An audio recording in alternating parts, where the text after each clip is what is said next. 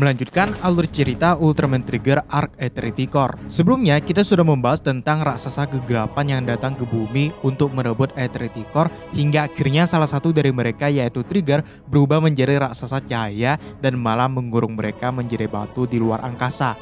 Sementara itu, Yuzare yang menggunakan fragmen Eternity Core untuk membantu Trigger harus lenyap menjadi cahaya disaksikan sendiri oleh Zabil.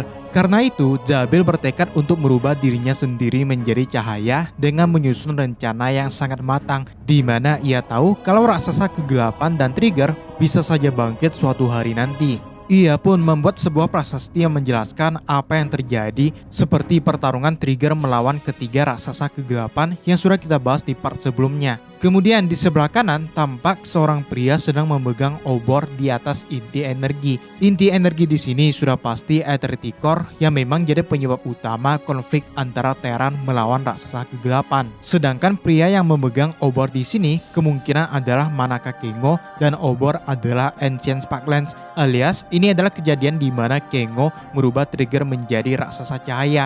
Atau bisa juga sebagai petunjuk kalau suatu hari nanti akan ada pria yang berubah menjadi Ultraman Trigger menggunakan Sparklance. Itu kenapa di awal series Ultraman Trigger, Akito berharap bahwa dialah yang akan menjadi Ultraman. Kemudian di bagian tengah tampak Ultraman Trigger dan Yuzare yang adalah kejadian ketika Yuzare memberikan fragmen Eternity Core pada Trigger. Selanjutnya 30 juta tahun kemudian lahirnya Manaka Kengo. 30 juta tahun telah berlalu dan Zabil ternyata masih hidup hingga zaman sekarang, yang artinya dia ini makhluk abadi walaupun seorang manusia. Entah apa penyebabnya, namun yang pasti kalau di dunia nyata Zabil sudah jadi manusia yang berasal dari zaman prasejarah, bahkan jauh sebelum itu. Karena nenek moyang orang Jepang yaitu suku Jomon saja hidup ribuan tahun yang lalu seperti di film Ultraman 3 Gaiden. Sementara Zabil sudah hidup jutaan tahun yang lalu hingga akhirnya ada kejadian yang akan berpengaruh dalam rencananya. Salah satunya adalah Mitsukuni Shizuma yang dengan tidak sengaja datang ke universe Ultraman Trigger. Yang padahal sebenarnya dia berasal dari universe Ultraman 3. Kemungkinan sebelum kemunculan Ultraman Daina, karena Ultraman yang disinggung Mitsukuni adalah Ultraman 3, bukan Daina. Namun yang jelas dia datang ke dunia ini setelah pertarungan Ultraman 3 melawan Gatanozoa, atau setelah Daigo tidak bisa berubah lagi menjadi Ultraman 3. Antara memang sebelum kemunculan Daina atau Mitsukuni mungkin belum menyinggung soal Daina. Akan lebih jelas kalau saja nanti Mitsukuni kembali di series Ultraman Decker, mengingat posisinya yang lumayan penting sebagai pendiri TPU. Kejadian selanjutnya adalah kelahiran Manaka Kengo. Mitsukuni yang datang ke dunia Trigger kemudian melakukan penelitian pada reruntuhan kuno di dunia ini, bahkan tak hanya di bumi tapi juga di planet Mars, di mana ia juga bekerja sama dengan seorang wanita bernama Manaka Reina yang suatu hari dengan tidak sengaja menemukan seorang anak di planet Mars, tepatnya di dalam sebuah piramida yang sebenarnya terbentuk ketika tubuh Trigger multitype menghantam Mars 30 juta tahun yang lalu ketika dia menyegel ketiga Dark Giant. Reina kemudian mengadopsi anak itu dan diberi nama Manaka Kengo yang kemudian dibesarkan di planet Mars. Sementara itu, Zabil melihat Mitsukuni sebagai kesempatan emas. Ia pun berpura-pura bekerja sama dengannya dan menemukan peninggalan seperti Ancient Sparklance dan juga prasasti yang sebenarnya ia buat sendiri, serta menggunakan identitas palsu sebagai Tokioka. Selain Tokioka, Mitsukuni juga meminta Akito untuk membuatkan tiruan dari Ancient Sparklance yang nantinya akan bernama God Sparklance, dan mereka juga tahu kalau suatu saat Ultraman Trigger akan kembali lagi, dan kemungkinan besar orang itu adalah Manaka Kengo yang ditemukan di planet Mars. Namun di sisi lain, Akito juga berharap menjadi seorang Ultraman. Akito sendiri adalah anak dari salah satu orang yang bekerja untuk Mitsukuni, namun harus gugur saat penyerangan kaiju pertama yang muncul 6 tahun yang lalu, yaitu Death Drago. Itulah kenapa di episode kelima Akito sangat membenci kaiju yang satu ini ya.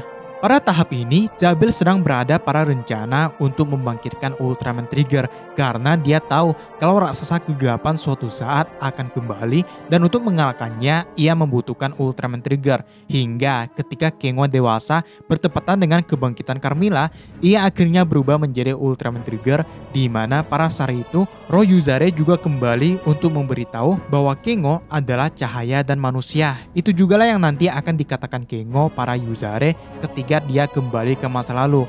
Artinya, Yuzare pernah mengatakan bahwa Kengo adalah harapan dan juga cahaya. Hal yang sama ketika Kengo akan berubah menjadi Ultraman Trigger. Ia mengatakan Kibo to Hikari atau harapan dan cahaya. Yang kalau dalam bahasa 30 juta tahun yang lalu, mereka menyebutnya dengan Rulyeku Laira. Pertarungan Ultraman Trigger melawan Dark Giant terus berlangsung hingga Carmilla berubah menjadi Megalozoa. Yang mana itu sekaligus menyebabkan Eternity Core menjadi tidak stabil. Dalam tahap ini, Jabil sudah sampai pada titik Trigger akan mengalahkan semua raksasa kegelapan. Dan ketika itu selesai, Kengo kemudian mengorbankan diri untuk menstabilkan Eternity Core dengan masuk ke dalam energi tersebut. Yang mana ternyata kejadian itu juga disaksikan oleh para Laira, kelompok yang dibentuk oleh Jabil. Kemudian Jabil pun membuat rencana untuk membangkitkan kembali Ultraman Trigger setelah Eternity Core telah berhasil distabilkan. Pada tahap ini dia sudah sangat dekat pada rencana untuk merubah dirinya menjadi cahaya, yaitu dengan merebut cahaya dari Ultraman Trigger yang tentu saja harus dibangkitkan dulu. Namun ia sadar kalau cahaya Trigger bisa saja menghilang setelah Kengo terbebas, yang dimaksud adalah Hyper Ki ya. Karena itu ia bekerja sama dengan Celebro untuk menjalankan rencana ini. Semuanya pun berjalan lancar. Jabil dengan identitas Tokioka pun menjadi kapten terbaru dari God Select dan menyuruh Laira untuk berakting seakan-akan mereka ingin membebaskan Ultraman Trigger, karena kalau tidak ia akan lenyap selamanya di dalam Eternity Core. Kengo pun akhirnya terbebas dan Hyper Ki-nya terpencar kemana-mana. Namun akhirnya Yuna, Akito dan yang lain berhasil menemukannya kembali, sedangkan Tokioka malah diserang Ultraman Z yang sedang dikendalikan oleh Celebro. Yang tentu saja itu hanya pura-pura saja, karena sekarang sudah mendapatkan God Spark Lens dan Hyper Ki. Jabil pun mengungkap rahasianya selama ini, di mana Yuna yang adalah keturunan Yuzare juga mengenali Jabil yang adalah ilmuwan dan teman Yuzare di masa lalu.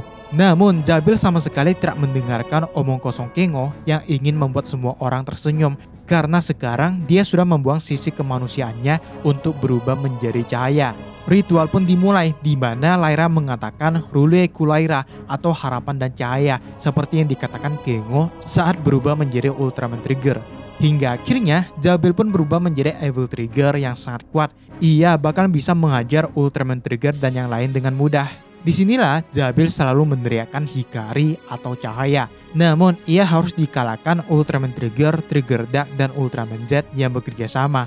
Di detik-detik terakhir, Jabil yang melihat Yuna tiba-tiba teringat pada Yuzare 30 juta tahun yang lalu sebelum menghilang menjadi partikel cahaya. Begitu juga dengan gerbang Eternity Core yang tampak lenyap, yang artinya sekarang tidak ada lagi yang bisa menemukan Eternity Core, dan cincin Yuzare milik Yuna juga menghilang saat memberikan trigger fragmen Eternity Core. Ya, itu dia alur cerita Ultraman Trigger Arc Eternity Core. Ada pendapat lain? Tuliskan aja di bawah. Subscribe buat yang belum. Di depan ada video lain yang bisa langsung aja kalian tonton. Dan sampai jumpa di video selanjutnya.